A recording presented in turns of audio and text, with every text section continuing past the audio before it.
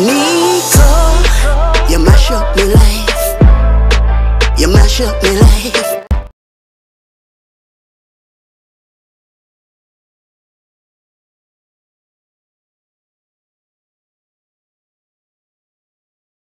Gully Bop's love is a love beyond intercourse and pleasure. It's a divine love. It's a love that will last on forever. It's unconditional, you know, and it's my dream to be with him someday, to be his wife, to be his strength, to be his everything.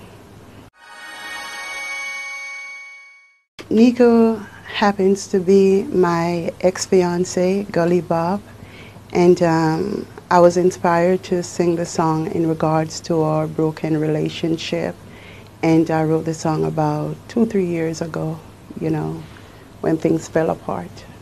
Well, I actually chose this time because of another bad relationship, you know, and it just caused me to miss Gully Bop, because, you know, we have had certain bad occurrences in our lives, but you know, there are certain things that he wouldn't have done to me or wouldn't have said to me, and you know, I really, really miss him. You know, I especially like being in Jamaica and feeling sick, you know, being that I'm not able to get my medications, as I recently had bariatric surgery. Bop would have taken care of me. He would have nursed me. He would have gotten me everything I need. And the person that I've been seeing, you know, haven't been catering to my needs. And so I miss him so much. And so I decided the next day, after a certain incident in Montego Bay, you know, that left me feeling like my life was endangered, you know, the following day I decided to put out the song. It's my way of crying out for Gully Bop. The song is not a typical song, as it wasn't a typical relationship. You know, I was his manager. He was my mentor.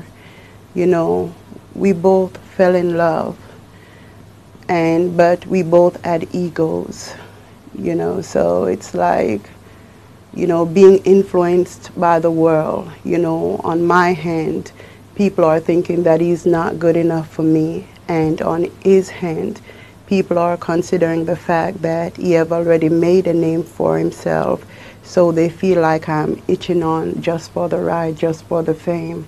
So it was very complicated. But I used the name Neko to hide behind the truth, you know, because people started to sound frustrated hearing me talking about Gully Bop all the time. So they would be like, stop calling his name, move on with your life. And I believed that I needed time to process everything and to be healed. And so the name was really to hide the fact that I was still hurting over our relationship that I consider to be sacred. But the world saw it as a relationship that just should be forgotten. There's a part of me that will forever love him, because as time goes by, even then, I realized he was greatly influenced, greatly.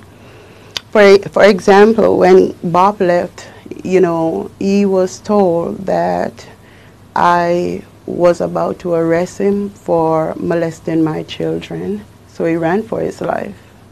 And I never ever made such statement or considered ever doing such thing.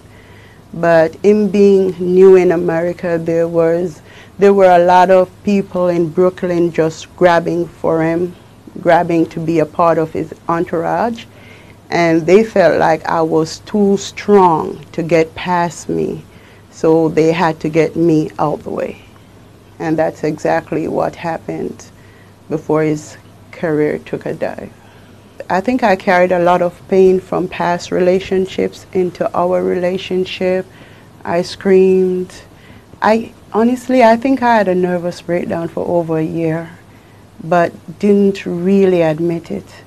because looking back at those videos, I'm like, who is that person? You know, something went wrong. And it was then and there that I decided to search back for Venice, to find her back. You know, I did therapy sessions. I took certain over-the-counter medications, starting taking care of my body and just talking about my pain. And I'm not there, but I'm 85% back to the girl that I knew before Gully Bop. The only time that I was ever truly happy in my life was when I was with you. And in my mind, I'm always, you know, with you. When I step out, I still feel like I represent you, you know, and, you know, I pray for the day when we will be back together. Well, I don't love running from the foreign and them when I got dead. Want to live till me at 100. Me now make no old woman with old army come kill me. Kill off young, fresh, green Gully Bop.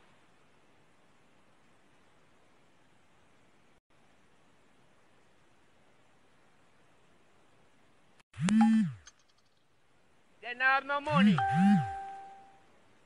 Them broke like buckle. Yeah. So when you see America people them coming here right now, them broke. Yeah, Corona then come figure. Yeah? So you can't go on. That me I tell you.